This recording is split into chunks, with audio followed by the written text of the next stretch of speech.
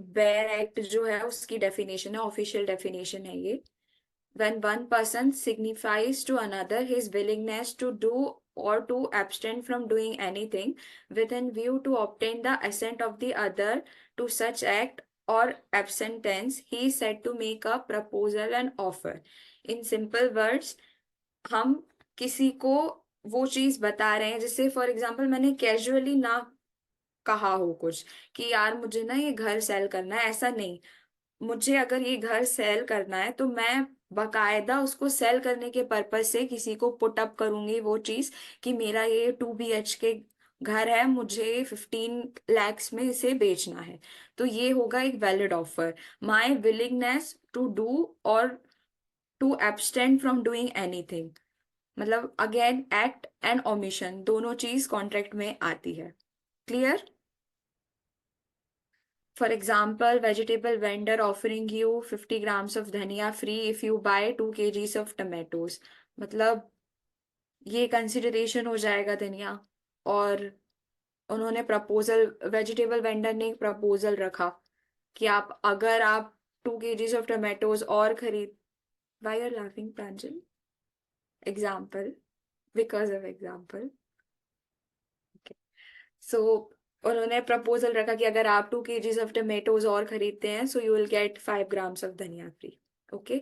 So when the person to whom the proposal is made signifies his assent thereto, the proposal is said to be accepted। अगर मैंने उस proposal पर हाँ कह दिया है तो वो जो प्रपोजल हो जाता है वो एक्सेप्टेड हो जाता है। And as we have read earlier also, a proposal when accepted becomes a promise। तो जो प्रपोजल दे रहा होता है उसे हम प्रॉमिस सर कहते हैं, और जिसे प्रपोजल मिल रहा होता है उसे प्रॉमिस सी कहते हैं। और अगर ऑफर अगर यूज हो रहा है तो ऑफरर वो हुआ जो प्रपोजल दे रहा है, और ऑफरी वो हुआ जिसे प्रपोजल मिल रहा है। सो कैन यू टेल कि ये वाले वेजिटेबल वाले केस में प्रॉमिसर और प्रॉमिसी कौन है? Vendor is the promisor and जो ले रहा है वो प्रोमिसी। यस। फिर ये ऑफर और प्रपोजल के essentials है कि it must be clear, it must be communicated with an intention to enter into a legally binding relationship। अब ये 2-3 पॉइंट तो पूरे कॉन्ट्रैक्ट, जैसे टॉर्ट में जो एसेंशियल होते थे ना, डैमेज हो गया, ये हो गया, हार्म हो गया, वैसे इसके कॉन्ट्रैक्ट्स के ये एसेंशियली है कि क्लियर होना चाहिए, कम्युनिकेटेड होना चाहिए, इंटेंशन होना चाहिए। And there must be meeting of minds, means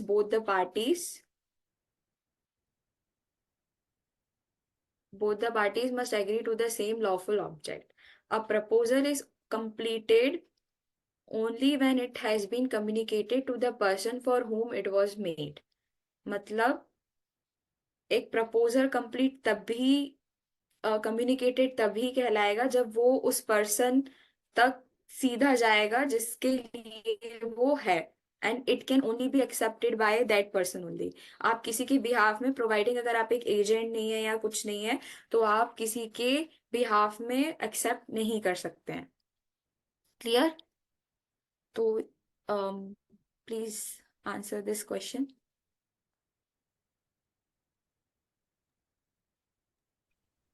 the लेकिन यस। अगर ऑफरी ने अगर उसे पावर ग्रांट कर रखा है वो मीडियोकर को प्रपोजल एक्सेप्ट करने के लिए, फिर तो होगा ना। हाँ हाँ तो होगा। वही दैट्स वाई आई सेड कि अगर आप एजेंट या वो ना हो उसके। जैसे अगर मैंने आपको बोला है कि सामंक आप मेरी प्लेस पर जाकर ये डील करके आओ, तो मैंने आपको पावर दी है कि आप एक्सेप्ट और रिजेक्ट करके आ सकते हैं ऑफर। तो तब हो सकता है वो।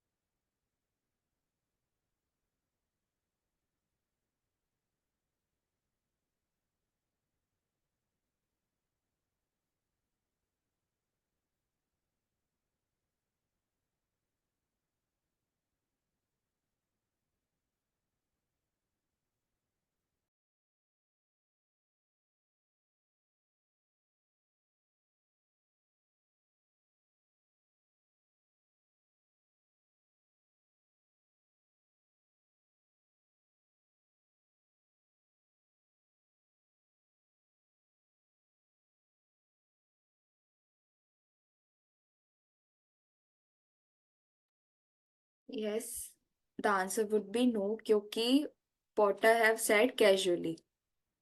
फर्स्ट वाले में कोई डाउट तो नहीं है, आप दोनों का सही है। सेकंड का आंसर।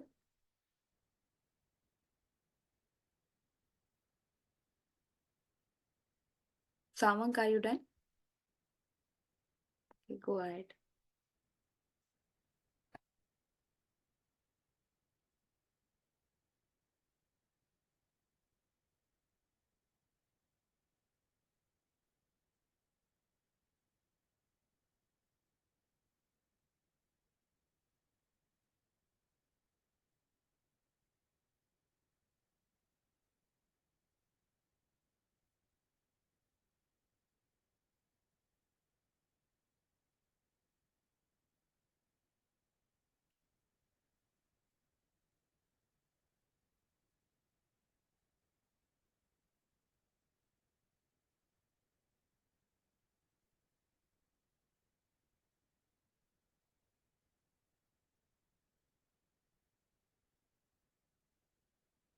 यस, मतलब आंसर वुड बी नो। ना यहाँ पर वैलिड ऑफर था, ना यहाँ पे वैलिड एक्सेप्टेंस था, क्योंकि मिसअंडरस्टैंडिंग थी। और वी कैन से कि जो ऑफर था it was not clear and communicated properly. And also वहां पर मीटिंग ऑफ माइंड्स नहीं था उन दोनों का, दो they both wanted to enter into a contract, but उनका जो ऑब्जेक्ट था वो सिमिलर नहीं था। Third one.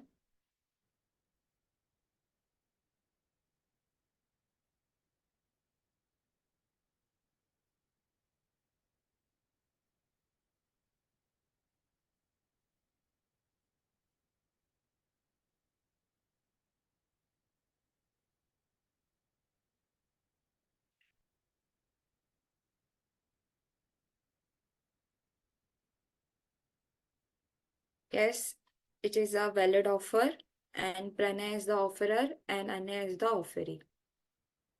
तो हम लोग we are clear with the offer.